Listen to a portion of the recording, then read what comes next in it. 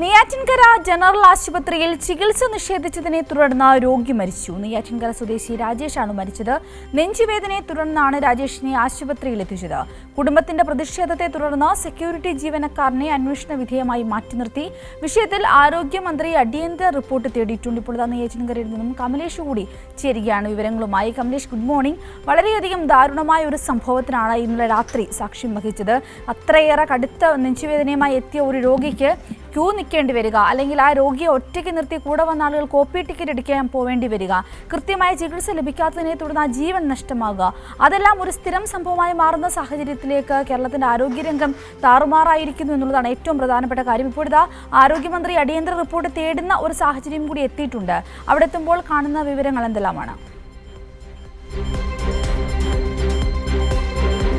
സിന്ധൂരി, തീർച്ചയായും ആ നിലയിൽ ഗുരുതരമായൊരു വിഷയം തന്നെയാണ് ഇന്നലെ നെയ്യാറ്റിൻകര ജനറൽ ആശുപത്രിയിൽ ഉണ്ടായിട്ടുള്ളത് എന്നുള്ളതാണ്. വളരെ ഗുരുതരമായ സാഹചര്യത്തിൽ നെഞ്ചുവേദനയെ തുടർന്ന് രാജേഷിനെ അവിടെ എത്തിക്കുമ്പോൾ ഈ പെട്ടെന്ന് ചികിത്സ നൽകുന്നതിന് പകരം, അതായത് പ്രാഥമികമായ ചികിത്സ നൽകുന്നതിന് പകരം ECG അടക്കമുള്ള കാര്യങ്ങൾ എടുക്കുന്നതിൻ്റെ ബില്ലടച്ചിട്ട് വരൂ എന്ന് അവർ പറഞ്ഞു എന്നുള്ളതാണ് ബന്ധുക്കൾ ഉൾപ്പെടെ പറയുന്നത്.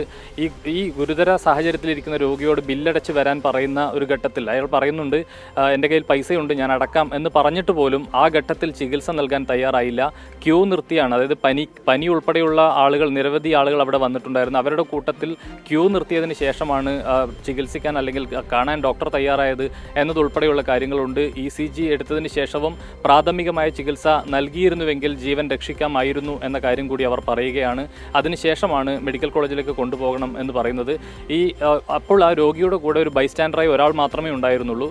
ഇയാളെ രാജേഷിനെ അവിടെ ഇരുത്തിയതിന് ശേഷമാണ് മറ്റ് ബില്ലടക്കാൻ ഉൾപ്പെടെയുള്ള കാര്യങ്ങൾക്ക് ഈ ബൈസ്റ്റാൻഡർ ഓടേണ്ടി വരുന്നൊരു സാഹചര്യം ഉണ്ടായത്. ആ ഘട്ടത്തിലാണ് താഴെ വീഴുകയും അവിടെ വെച്ച് തന്നെ മരണപ്പെടുകയും ചെയ്യുന്ന ഒരു സാഹചര്യം, ഒരു വളരെ ദുഃഖകരമായ ഒരു സാഹചര്യം ഉണ്ടാകുന്നത്. ഏതായാലും വലിയ പ്രതിഷേധം അതിനുശേഷം DYFI ഉൾപ്പെടെയുള്ള സംഘടനകളുടെ നേതൃത്വത്തിൽ ആശുപത്രിയിൽ ഉണ്ടായി.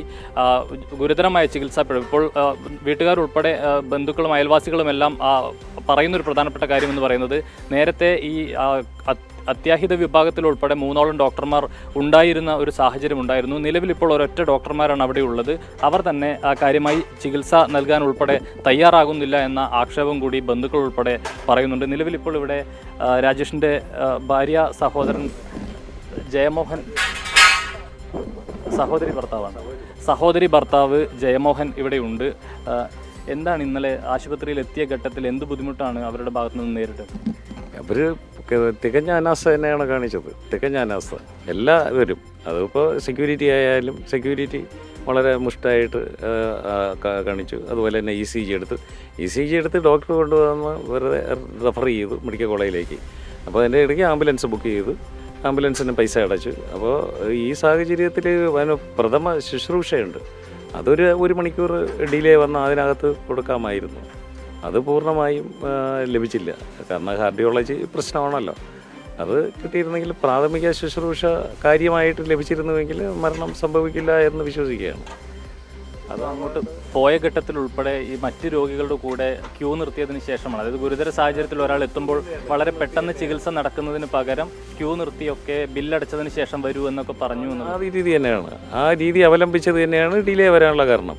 അപ്പോൾ അറ്റാക്ക് ആണെന്ന് ECG മുഖേന കണ്ടു, ഉടനെ തന്നെ റെഫർ ചെയ്തു. അപ്പോൾ അതിൽ നിന്ന് ഇഞ്ചക്ഷൻ എടുക്കുന്ന, മറ്റേ CPR കൊടുക്കുന്ന പരിപാടികളെ കുറിച്ചൊക്കെ ചെയ്തിരുന്നുവെങ്കിൽ അവൻ്റെ ജീവൻ രക്ഷപ്പെടുമായിരുന്നു. തീർച്ചയായിട്ടും അങ്ങനെ ഉണ്ടാവില്ല. കാരണം നല്ല ആരോഗ്യമുള്ള പയ്യനാണ്, നല്ല ആരോഗ്യമുള്ളതാണ്. 52 വയസ്സ്. അപ്പോൾ 52 വയസ്സ് വരെ ചെറുപ്പക്കാരന് എന്നുള്ള ഒരു കൺസിഡറേഷനെങ്കിലും ചെയ്യാമായിരുന്നു. അവർ പൊളയുന്ന ഒരു പയ്യനാണ്. അവർക്ക് സീരിയസ് ഉണ്ട്, ഡോക്ടർക്ക് ബുദ്ധിമുട്ടുണ്ടായിരിക്കും, ശരി തന്നെയാണ്. എന്നാലും ഇത് ഒന്ന് നോക്കാമായിരുന്നു. അവന് പ്രാഥമിക ശുശ്രൂഷ കാര്യമായിട്ട് കൊടുത്ത് വിട്ടിരുന്നുവെങ്കിൽ മരണം സംഭവിക്കില്ല. കാർഡിയോളജി പ്രശ്നം അങ്ങനെയാണല്ലോ, അറ്റാക്ക് വരുന്നത് അങ്ങനെയാണല്ലോ. 1, 2, 3 അറ്റാക്കുള്ളവരൊക്കെ രക്ഷപ്പെട്ട് പോകുന്നുണ്ടല്ലോ. അപ്പോൾ വേറെ അങ്ങനെ ഒന്നും ഉണ്ടായില്ല. പൂർണ്ണമായ അനാസ്ഥ തന്നെയാണ് കാണിച്ചത്. നേരത്തെ കൂടുതൽ ഡോക്ടർമാരുണ്ടായിരുന്നു എന്നാണ് പറയുന്നത്. ഇപ്പോൾ ഡോക്ടർമാർ ഈ സ്ഥലം മാറ്റം ഉൾപ്പെടെ നടന്നതുകൊണ്ട് ഡോക്ടർമാരുടെ അഭാവം കൂടി ഉണ്ട്. അതിനെക്കുറിച്ച് കൂടുതലൊന്നും എനിക്കറിയില്ല. പത്രക്കാരായ നിങ്ങൾ തന്നെ അതിനെക്കുറിച്ച് അന്വേഷിച്ച് വേണ്ട സംവിധാനം ഒരുക്കാനായിട്ട് സർക്കാരിൻ്റെ ശ്രദ്ധയിൽപ്പെടുത്തുക. ഇപ്പോഴത്തെ സാഹചര്യം, ആശുപത്രിയിലെ സാഹചര്യം നല്ല ഹോസ്പിറ്റലാണ്, എൻ്റെ ചെറുപ്പകാലം മുതലെല്ലാം കുഞ്ഞുനാളിൽ നമ്മൾ ആശ്രയിച്ചാണ് എൻ്റെ മക്കളെ എല്ലാവരുടെയും എൻ്റെ 2 മക്കളുടെയും പ്രസവം ഇവിടെ തന്നെയാണ് നടന്നത്. ഇപ്പോൾ മോള് പ്രസവിച്ചതും ഈ ഹോസ്പിറ്റലിൽ തന്നെയാണ്. മോളുടെ പ്രസവം 2 വർഷത്തിന് മുമ്പേ നടന്നത് ഈ ഹോസ്പിറ്റലിൽ തന്നെയാണ്. അങ്ങനെ ഹോസ്പിറ്റലിനെ നമുക്ക് അധിക്ഷേപിക്കാൻ പറ്റില്ലല്ലോ. എന്തായാലും എവിടെയാണ് എന്ന് തകരാറ് വന്നത് അത് സർക്കാർ അന്വേഷിച്ച് അതിൻ്റെ നടപടി സ്വീകരിക്കേണ്ടതാണ്. ഇപ്പോൾ ചടങ്ങുകളൊക്കെ ചടങ്ങുകൾ മോൻ ഒരു പയ്യൻ ഇപ്പോൾ ദുബൈയിൽ പോയതേ ഉള്ളൂ. അവൻ കൊച്ചു പയ്യനാണ്. അപ്പോൾ അവൻ നിന്ന് 1:30 വരും. 1:30 അവിടെ നിന്ന് തിരിക്കും. രാത്രി 7 മണിയോടെ 8 മണിയോടെ വരും. നാളെ 10 മണിക്കാണ് വീട്ട് വളപ്പിലാണ് സംസ്കാരം ഉദ്ദേശിച്ചിരിക്കുന്നത് നാളെ.